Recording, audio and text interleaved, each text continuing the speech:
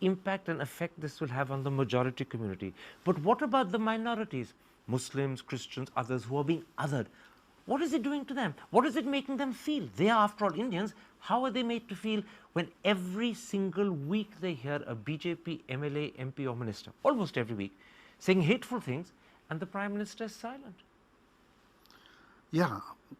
Now, lately, Prime Minister also has started making some statements like here is a terror accused who has been given ticket. She is contesting the election from Bhopal, and the Prime Minister, in a total unabashed manner, defends her. And he says, I mean, as a Prime Minister, he shouldn't have said that because he should have kept his distance. I'm not saying that he should have opposed her. That will be asking too much from him. He actually But compared her position to Sonia Gandhi and Rahul Gandhi and said, not only that, he says that accusing her is trying to uh, undermine the Hindu civilization of thousands of years. Is she the symbol of Hindu civilization? This woman? What are you talking about? That only shows your desperation, because I'm sure he wouldn't have said such things a couple of years back. He wanted to look like a statesman, and at least for a while, he managed to a great extent when he became very friendly with Obama. But now that mask is slipping, and that mask tells me, this slipping of the mask tells me that there is some kind of desperation. when someone like Pragya, accused of terror, a court has charge sheeted her, is made a candidate of the ruling party in a constituency like Bhopal, where chances are she could win, what message does it send the country and the world? And can I ask you, I don't want to treat you like a Muslim, but what message does it send Muslims?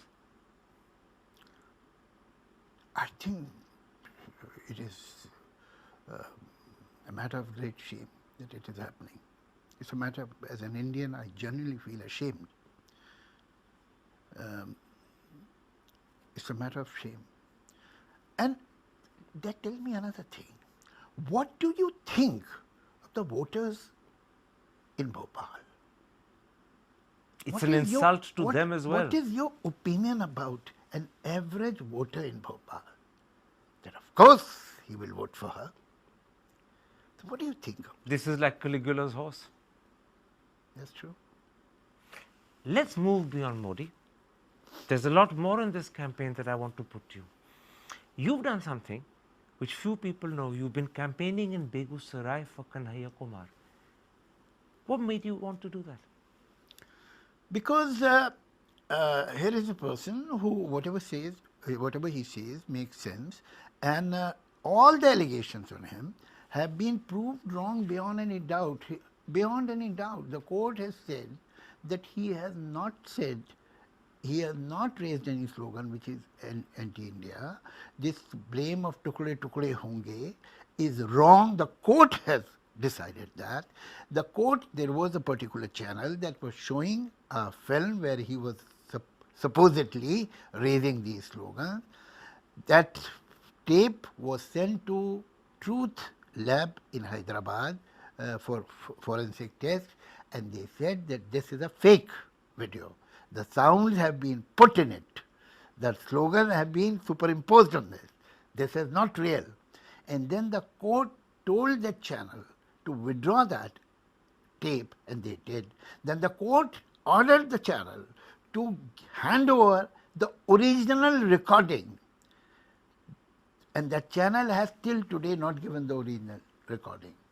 So this was the statement of the district magistrate where of the place where it had happened, supposedly happened, and this is the statement of the court. So why are they blaming him? Okay. One wonders, what is so dangerous about this young man? What is he saying that you are putting false allegations on him? This is interesting. Let me put this to you. Yeah. You're campaigning for a man Yeah. that we all know of but know little about. What are the qualities you see in him that make you believe he's the right person to be an MP?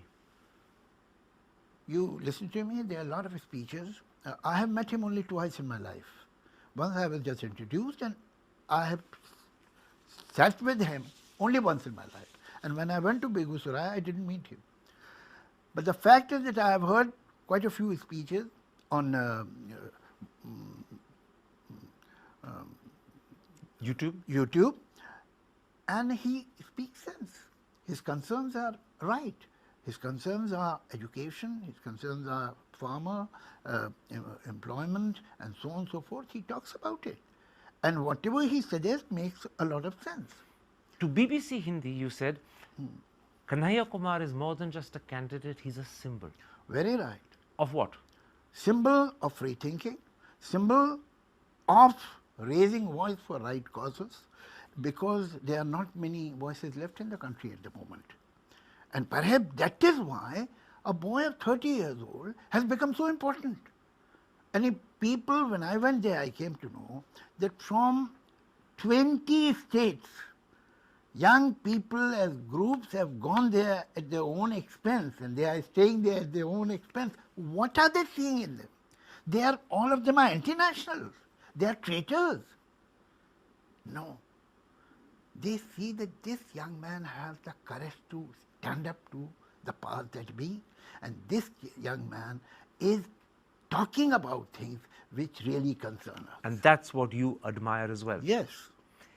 And in a sense, this means we're becoming intolerant, we're becoming disrespect of people's right to be different, to choose to do other things. We're insisting upon uniformity of one type. So what is interesting, that the moment you say that intolerance is increasing in society, and some people who are intolerant are becoming bolder and bolder, to prove you wrong, you are abused, you are threatened, and then sometimes you are suggested to go to the neighboring country and live there and leave India. And this is the proof, according to them, that they are not intolerant. One of the things that happens not just regularly but frequently, and maybe even increasingly, is you hear BJP MLAs, MPs, often ministers, during the election campaign, including Maneka Gandhi, saying hateful things about Muslims. And when this happens, the Prime Minister keeps completely silent. On the one or two odd occasions that he's spoken out, he's left it so late, most people felt it was dragged out of him. Looking back on Mr. Modi, does he lack moral leadership, or is he just reluctant to use it? You know, this is a very familiar narrative. It has happened again and again in human history. But hating the minority or accusing the minority is not the end. It's a kind of means. Because if you crush them, if you enslave them, if you deprive them from every iota of respectability or facility, then do what will you get? Nothing. Ultimately, what is this achievement? Nothing. You will have liability of 14, 15 crore people, that's about all. Actually, that is how you put the majority community in a siege. You tell them that they are threatened. You tell them that your culture, your religion, your tradition, your identity is in danger because of this minority. It has happened many times in history. And it's happening now. It is happening, and that is how you dominate, control the majority, ultimately. Because that is where the real power and the real wealth and real goal. But in this instance today, is the ruling party othering minorities, Muslims in particular, and dividing the country, and also going on to threaten the fabric of unity that's existed for generations? But to what avail? Why are they doing it? In the belief, and why does any regime does this? In the belief that it will unite Hindus and vote for them and they will win. Okay. It will unite them. It means the moment you say it will unite Hindus, it means you will tell Hindus to think only one way. That is how you want to unite them. The power of Hindu community, the glory of Hindu community was and is in dissension. So you're saying this is disrespect to both. You're As a disrespecting matter of Hindus fact, and Muslims. Ultimately, you see, if you ask any educated, reasonable Hindu, does he feel as free, as relaxed, as comfortable in giving ear to his opinion as he used to some years back? He'll say no. You're mentioning this the second time. You believe there is a sort of cloud of fear. The fact is that whenever you tell a community, and particularly the majority community, that you are under siege, you are threatened, there is a danger lurking around, danger to your identity, danger to your security, danger to your culture, your tradition. Ultimately, you take control of the majority community. And that is the goal, because when you take control of the majority community only, then you control the country.